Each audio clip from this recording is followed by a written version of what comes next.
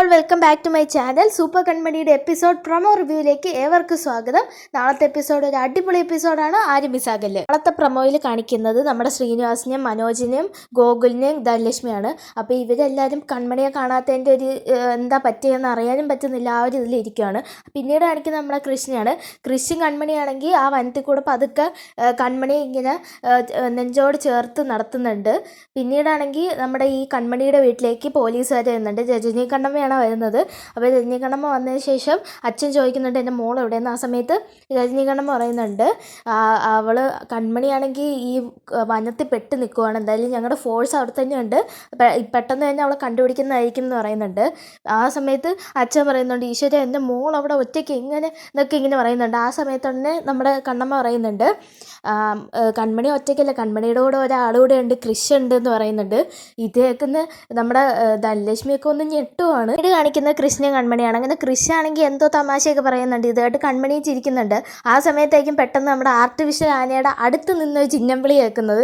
ഇത് കേൾക്കുന്ന കൺമണിയാണെങ്കിൽ അയ്യോ എന്ന് പറഞ്ഞാൽ അങ്ങ് ഇറങ്ങി ഓടുവാണ്. കൃഷി ഞെട്ടി പോവാണ്, ഇവളെന്താ ഇങ്ങനെ ഓടുന്നത്, ഇവളല്ലേ ഇപ്പോൾ പറഞ്ഞു വെക്കുക കാലിന് എന്ന്.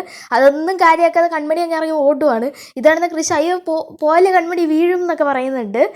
എന്നിട്ടാണെങ്കിൽ പിന്നീട് കൃഷി ആണെങ്കിൽ ഓടിച്ചെന്ന് കൺമണിയെ സമാധാനിപ്പിക്കുന്നൊക്കെ ഉണ്ട്. പിന്നീടാണെങ്കിൽ കൃഷിയും കൺമണിയും ഒരുമിച്ചാണെന്ന് അറിഞ്ഞ് ശാന്തമ്മയാണെങ്കിൽ ഉടനെ പറയുന്നുണ്ട് കൺമണി ഇനി അടുത്ത ശകുന്തളയാവുമോ? അല്ല ഇവരൊരുമിച്ചല്ലേ, അപ്പോൾ ശകുന്തളയെ നമ്മുടെ ദുഷ്യന്തൻ വിട്ടുകളയുമോ എന്നൊക്കെ പറയുന്നുണ്ട്. പിന്നീട് കാണിക്കുന്ന കൃഷ്ണയും കൺമണിയാണ്. അവരാണെങ്കിൽ ഇങ്ങനെ കൺമണി പേടിച്ചോടിയപ്പോൾ കൃഷി ഓടിച്ചെന്ന് കെട്ടിപ്പിടിച്ച് സമാധാനിപ്പിക്കുന്നൊക്കെ ഉണ്ട്. പിന്നീടാണ് അവർ റിയാലിറ്റിയിലേക്ക് വരുന്നത്. പിന്നീട് കാണിക്കുന്നതെന്ന് പറഞ്ഞാൽ നമ്മുടെ മാനസയാണ്. അപ്പോൾ മാനസ ആൻറ്റിയമ്മ വിളിച്ചിട്ട് പറയുന്നുണ്ട് ഈ കാര്യങ്ങളൊക്കെ. ആ സമയത്ത് മാനസ പറയുന്നുണ്ട് ഒരു കാട്ടിൽ അവർ ഒറ്റയ്ക്കാവുമ്പോൾ അവിടെ എന്തൊക്കെ നടക്കും എന്നിങ്ങനെ പറയുന്നുണ്ട്. പിന്നീട് കാണിക്കുന്ന കൃഷ്ണയും കൺമണിയാണ്. പിന്നീടാണെങ്കിൽ കൺമണിയെ സമാധാനിപ്പിക്കുകയൊക്കെ ചെയ്തതിന് ശേഷം കൃഷിയും കൺമണിയും മറ്റൊരു മൂഡിലേക്ക് അങ്ങ് പോവുകയാണ്. അങ്ങനെ അന്ന് ബർത്ത്ഡേ ഗിഫ്റ്റായിട്ട് കൃഷി കൊടുക്കാൻ പോയ ആ ഒരു സമ്മാനം ഇന്ന് കൃഷി കൊടുക്കുമോ ഇല്ലയോ എന്ന് എനിക്കറിയില്ല.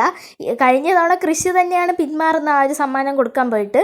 ഇത്തവണ രണ്ടുപേരും അടുക്കുന്നുണ്ട്, ഇത് ആര് പിന്മാറും എന്നറിയില്ല. അതോ ഇനി ആ ഒരു സമ്മാനം കൃഷി കൊടുക്കുമോ എന്നും എനിക്കറിയില്ല.